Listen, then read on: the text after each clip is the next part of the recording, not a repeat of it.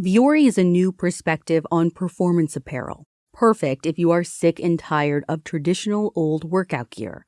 The product is incredibly versatile. It can be used for just about any activity like running, training, swimming, yoga, but also great for lounging around on weekends or even going on errands. I have their women's performance jogger in 3 separate colors, and they are so cozy. Vuori is an investment into your happiness. For our listeners, they're offering 20% off your first purchase. Get yourself some of the most comfortable and versatile clothing on the planet at vuori.com/fullbodychills.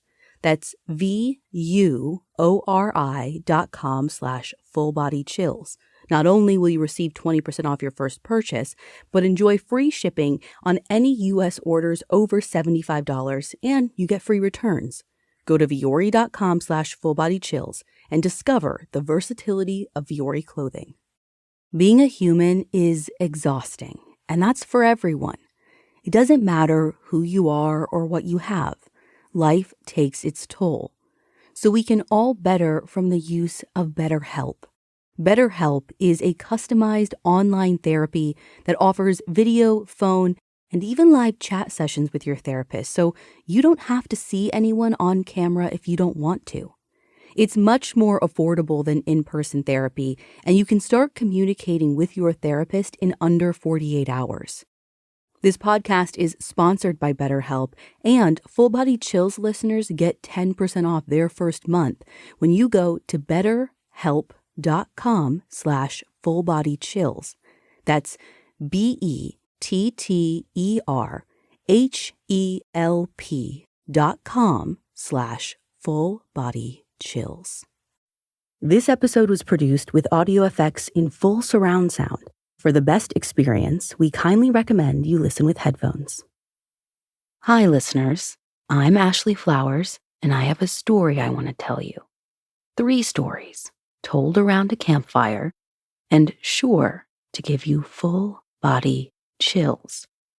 So, gather around and listen close.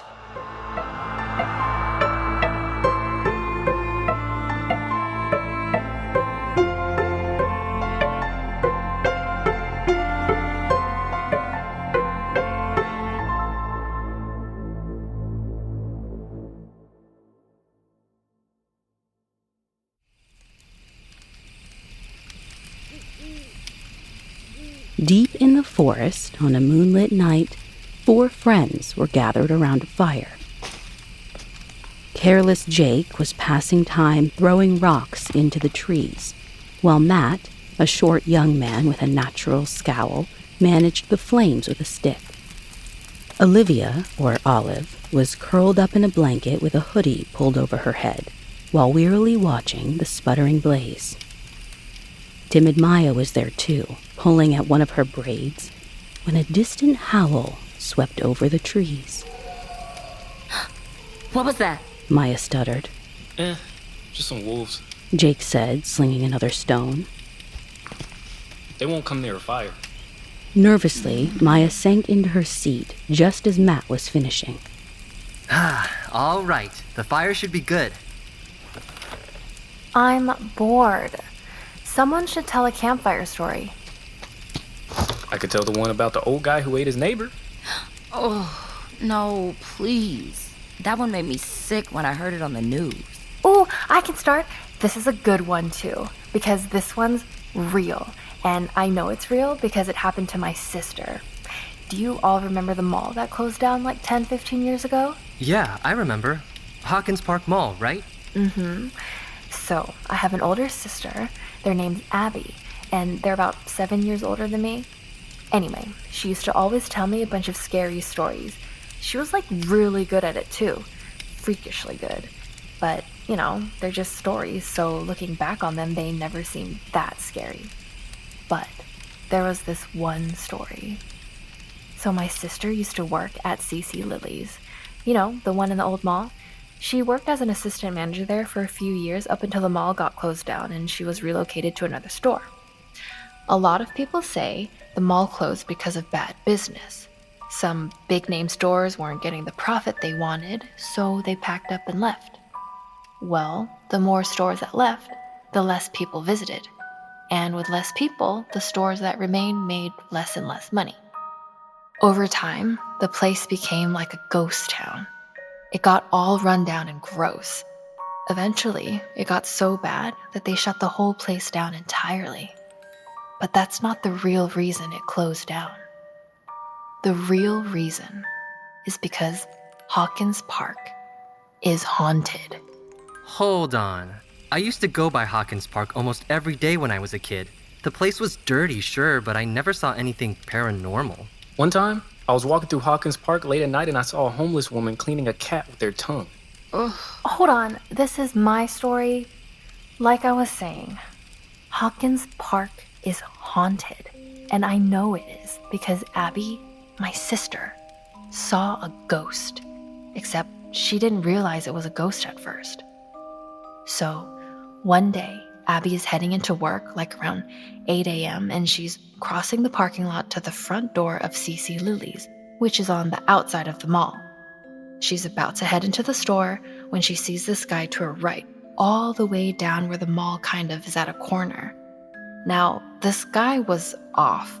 For one thing, he was totally butt naked, head to toe, nothing. He was also covered in filth and looked like super sick and skinny. Abby said she did a double take just to make sure her eyes weren't lying. So when she sees this guy, she runs into the store and gets the manager. Abby tells her there's this weird naked guy outside, and so they both go take a look. But when they go outside, he's gone. And I mean like gone. They went around the building looking for this guy, but he was nowhere. It probably took Abby less than a minute for her to get her manager and go back outside, and somehow this naked guy, with no shoes or nothing, just vanishes. So that's weird, right? But not exactly ghost level weird. I mean, like, sure, Hawkins Park is full of strange people. I mean, my sister always had a story to tell when it came to the weirdos who'd walk into the mall. Like this one time, a girl on meth broke into one of those cars they've got on display. Police had to come get her after she shattered the windshield. Anyways, my point is that naked guy Abby saw could have just been a dude on crack or something. But there was something like really off about him.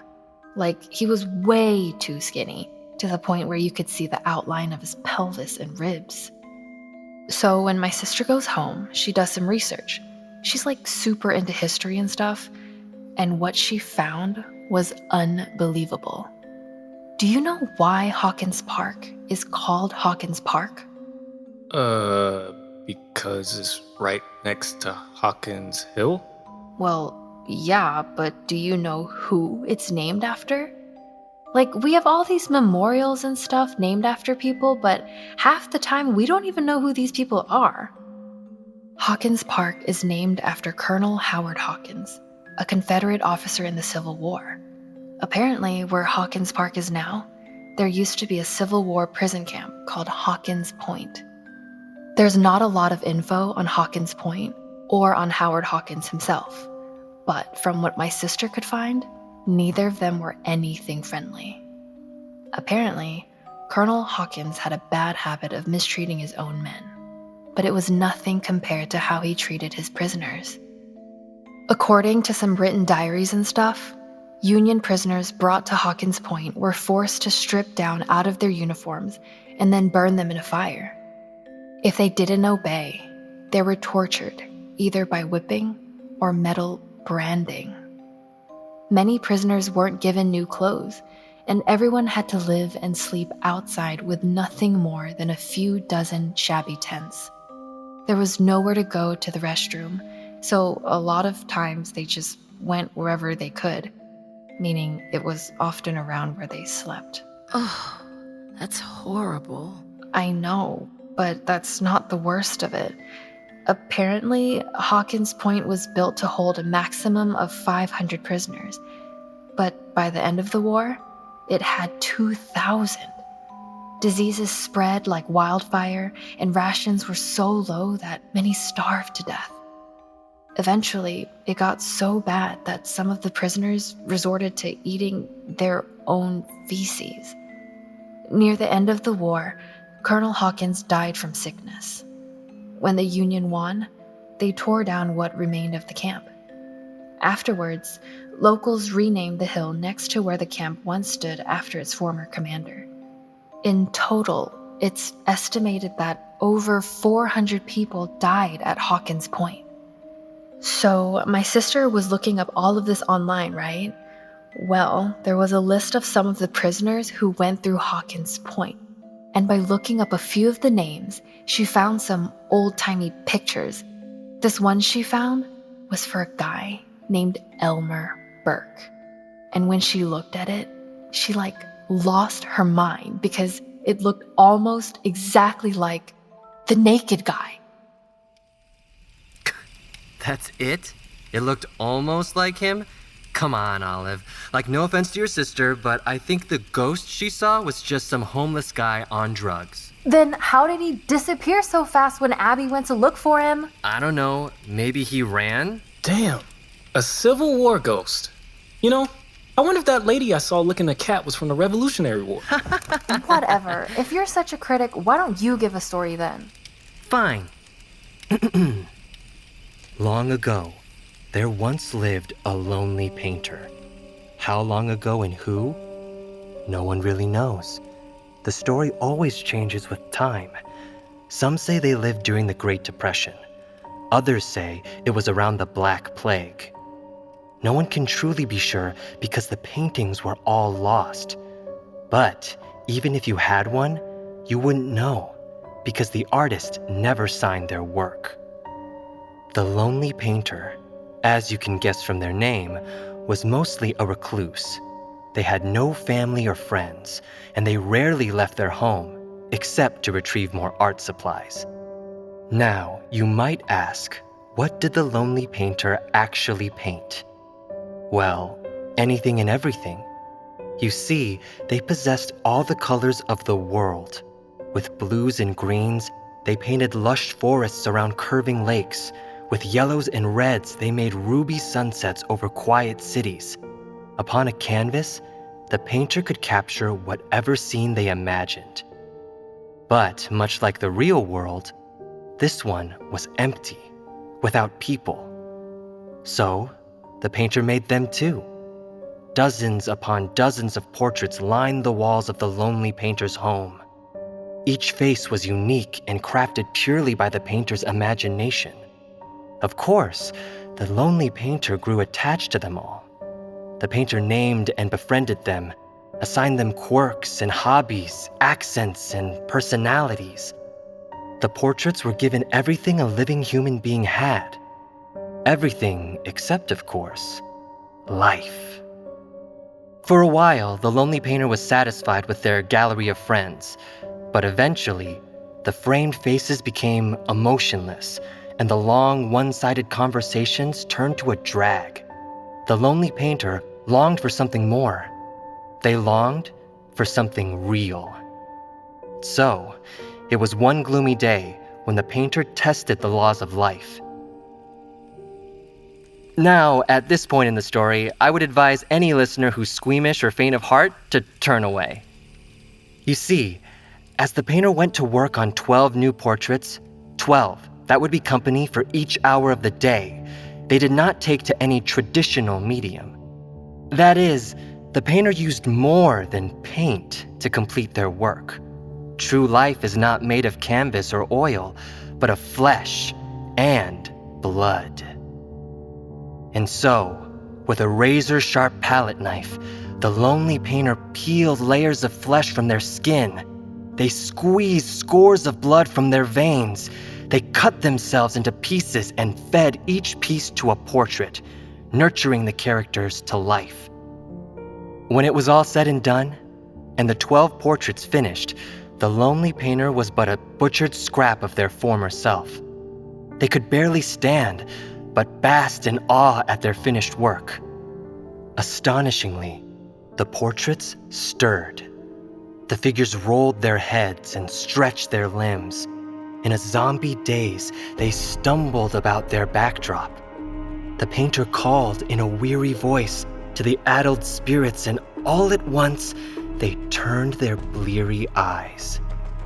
The painter's wish came true. for they had created life. But that which is living is not always human. And when mortals try to play God, they'll always end up damned. The 12 figures slowly shambled forward to the frame. A look of blind hunger was drawn in their gaze.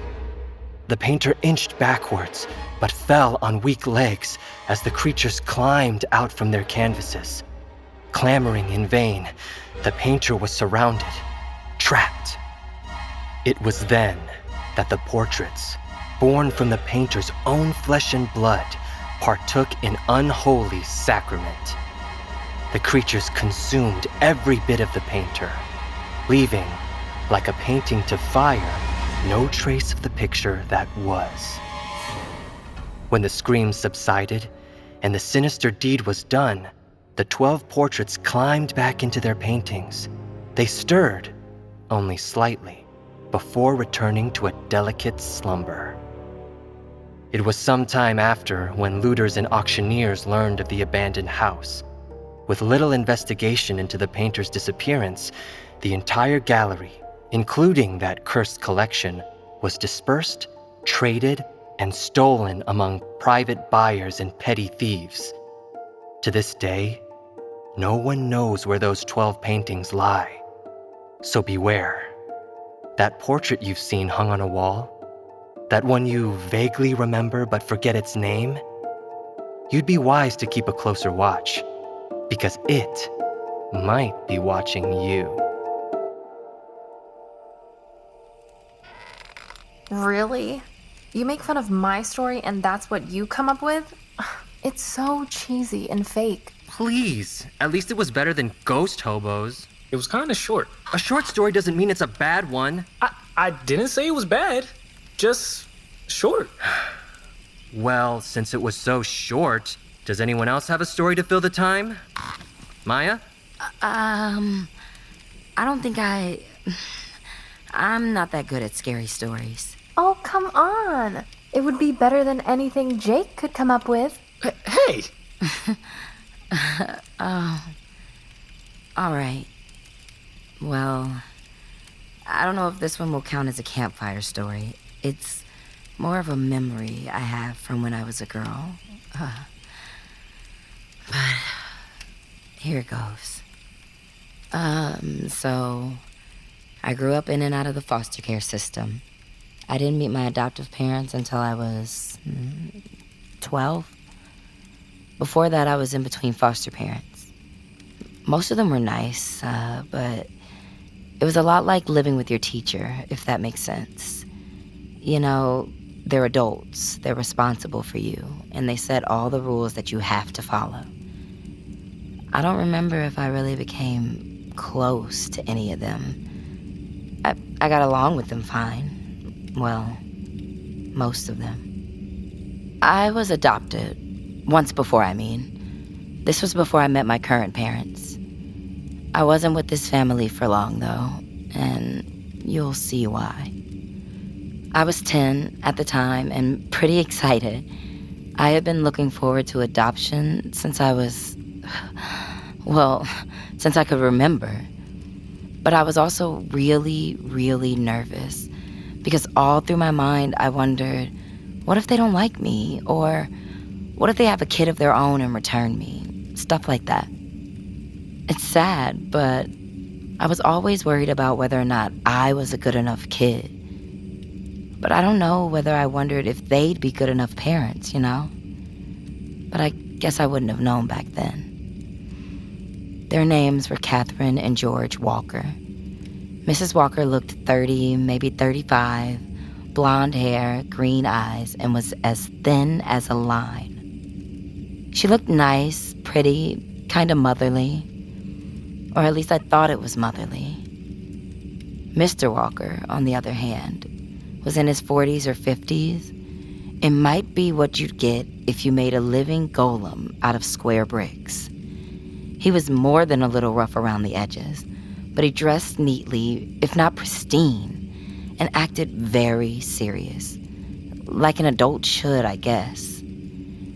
They adopted me pretty quick, which was weird because they didn't seem that excited about it. I don't know. I guess I had this idea in my head, this picturesque moment, where I'd meet my adoptive parents and there'd instantly be this, spark. But that didn't happen. I mean, that doesn't always happen. I know, personally, it takes time to know someone before you can really accept them as your family. But the Walkers didn't seem interested in learning anything about me. I remember when we first met, they'd ask me only a few short questions like, what are your grades? What do your teachers think of you? How well do you get along with other adults? Just very bland questions. They didn't ask what I liked, disliked, or what I wanted in a family.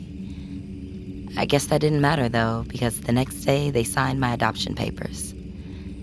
And living with them was okay at first. They seemed like normal foster parents, but more strict. There were a lot of rules I had to follow, like I wasn't allowed to break anything, of course. I wasn't allowed to stay up past 10 or 9 if it was a weekday. I wasn't allowed to scream or slam any doors. I wasn't allowed to run around, leave the house alone, lock my door. Oh, and I wasn't allowed to go into the master bedroom. We ran under a pretty tight schedule. Dinner was always at 5:20 p.m. and not a minute later. If I was allowed to watch TV, it was only for 30 minutes a day, and I had to brush my teeth for 2 minutes every night and morning. If I fell out of line, even just a bit, Mr. Walker would ground me on the spot. Jeez, they sound worse than my parents. Ow! The strict rules weren't the bad part, though. After a few weeks, it became pretty clear that Mr. and Mrs. Walker's marriage was rocky. Mr. Walker was a medical doctor and was rarely home most of the day. But when he was home to be served. Mrs. Walker stayed at home and made all the food, cleaned the dishes, did the laundry, and was, in almost every way, your stereotypical 1960s housewife. Really, for as many rules as I had to follow, Mrs. Walker had more, all of which led to a lot of tension. And though it never got physical, the Walkers argued a lot. When they weren't arguing, they were finding new ways to provoke each other.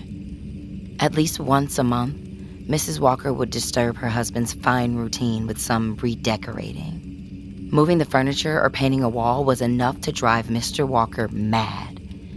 In retaliation, on days when Mrs. Walker prepared a fancy meal, Mr. Walker would buy a week's worth of fast food, letting Mrs. Walker's efforts rot with the leftovers. Their fighting went on like that for a long time. But then one night they had an argument, like a really bad argument. I don't know what it was about, but I could hear them screaming through the walls. That night, I couldn't sleep. And while I was lying awake in my bed, I heard a car pull out of the driveway. When I peeked through the blinds, I saw Mrs. Walker's car driving away. The next morning, neither Mrs. Walker nor her car were back. When I asked Mr. Walker about it, he seemed irritated. Plainly and coldly, he told me she was seeing family across country. When I asked why she didn't say goodbye, he only sighed and said her flight was early in the morning and that she didn't have time for that. Even at 10, I was suspicious. Mr. Walker wouldn't say it, but I knew his marriage was past its tipping point. Mrs. Walker didn't return home for the next few weeks. Life at home, and especially dinner, turned awkward, or more awkward.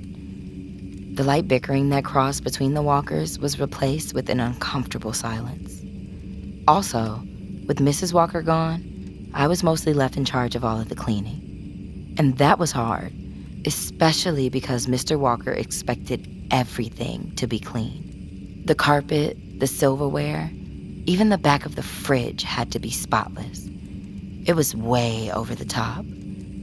But as much as I hated it, I didn't complain. I knew firsthand from Mrs. Walker how Mr. Walker dealt with complaining. Anyway, at first Mr. Walker seemed pleased with my behavior. But being just a kid, sometimes I'd slip up. I'd forget to take out the trash, or I'd mix the wrong laundry. Stupid stuff, which to Mr. Walker was completely unacceptable. He'd call me lazy or worthless. He'd ground me to my room and take away my 30 minutes of TV. Not like I had any time for TV. After school, I did nothing but chores and more chores until I went to bed. And you know, I should have said something sooner. Back then, I never told anyone. I wasn't happy, and it was clearly abuse, but being adopted, I thought I was one of the lucky ones. I didn't think I had the right to complain, but I needed to tell someone. And I did. Thank God I did, because I had no idea just how bad things really were. One day I was cleaning the house. This was after school, but just before Mr. Walker got home from work. The place was clean, but not clean enough by Mr. Walker's standards. I was vacuuming around the house when I smelled something horrible. And like, if I thought it was bad, I knew it was trouble. So I checked to see if the trash needs to be taken out, but it's empty. So then I checked if there were any open windows, maybe for a skunk or something, but they were all closed. And the smell seemed to be coming from the master bedroom. Now, I knew I wasn't allowed to go into the master bedroom. Mr. Walker told me as much. But the smell was so strong, I thought if I didn't get rid of it, I would be in a heap of trouble. So I tried the door, but it was locked. Luckily, I remembered where Mrs. Walker kept a spare skeleton key, just on top of the fridge. I took a stool and grabbed the key, and then went back to the door. I had to wear my jacket like a scarf, just to mask the stench. I don't know why, but as a kid, I thought a raccoon had snuck into the room and died. Well, when I opened the door, there was no raccoon, but it reeked of something rancid. The blinds were pulled, so it was dark. I felt around for the light switch, but I had never been in this room before. I thought I could make out a table lamp, so I carefully walked over. As I passed along the bed, my hand brushed over something grainy, like powder. The horrible stench was stinging my nose to the point where I could almost taste it. I reached the end table and turned on the switch. That's when I found Mrs. Walker decomposing on the bed. Wait, Whoa. what? Hold up. I thought she left. I did too. But I know now, she never left. Mr. Walker would never let her leave. He had to have her to control her. One look at the body and you could tell it was wrong. It was shriveled and gray like a botched funeral job. He replaced her blonde hair with a cheap wig and her emerald eyes with bulging plastic prosthetics. He even dressed her up in a bright green flower dress that matched her uneven stare. The body was covered in powdered lime, but it wasn't nearly enough to hide that smell. I ran out of the room, out of the house, and straight to my neighbor's door. They called the police and arrested Mr. Walker as soon as he arrived. He confessed immediately and told them everything. How he smothered Catherine after she threatened to leave. How he drove her car to a scrapyard and took a late bus back. And how he attempted to embalm the body so he could keep it. I got a lot of apologies and sympathies, and the foster system promised to take extra measures to scam potential parents. And you know, that's great. I'm great. Like, people were worried about what kind of trauma that leaves on a kid, but honestly, my life is better now. And I think I really made it out lucky. And I mean that. Because when I found Mrs. Walker in that room, I also saw something else. On the nightstand, where I turned on the lamp, there was a spare wig and a pair of plastic eyes. And they were a perfect match for me.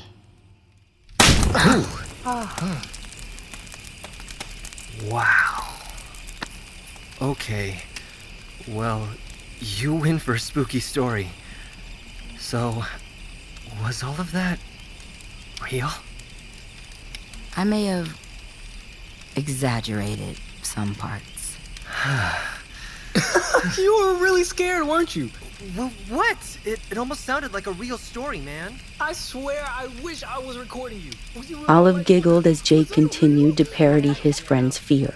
Matt shrugged him off and rolled his eyes. Twisting one of her braids, Maya smiled faintly.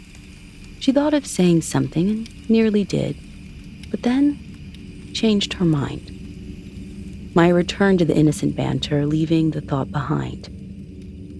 After all, it was easier to pretend that spooky stories are just that.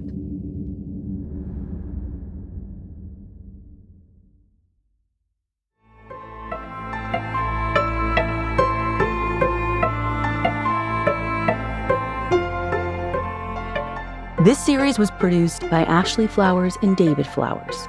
This episode was written by David Flowers and read by Eddie Lee, Idris Jones, Kirsten Lee, and Shai Sheree. This story was modified slightly for audio retelling, but you can find the original in full on our website. Full Body Chills is an Audio Chuck production. So, what do you think, Chuck? Do you approve?